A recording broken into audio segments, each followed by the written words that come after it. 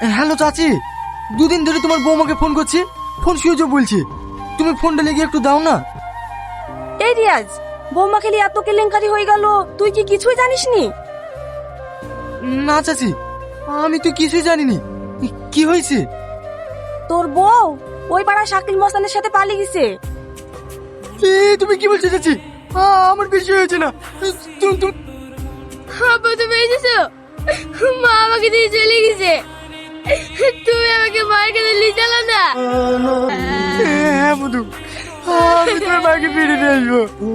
রিয়াজ, ওই বাড়িতে যাসনি তুই। শাকিল খুব খারাপ ছেলে, ও যদি তোর কোনো ক্ষতি করে দেয়।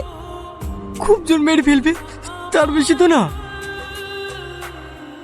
শাকিল ভাই, বাড়িতে আসো। কি ব্যাপার, তুই আমার বাড়িতে?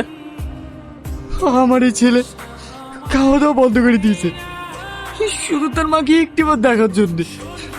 তুমি একটু ওকে ডেকে দাও না। বিশ্বাস করো, আমি ওকে নিতে আসিনি, শুধু একটিবার ওর মায়ের সঙ্গে দেখা করে নিয়ে চলে যাবো।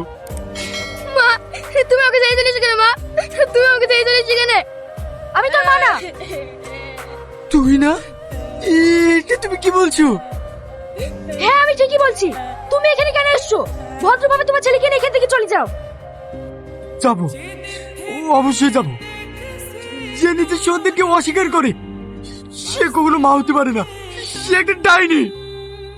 মঙ্গল, এরপরে যদি এই বাড়িতে আসিস না, তার পরিণাম কিন্তু খুব খারাপ হবে বলে দিলাম।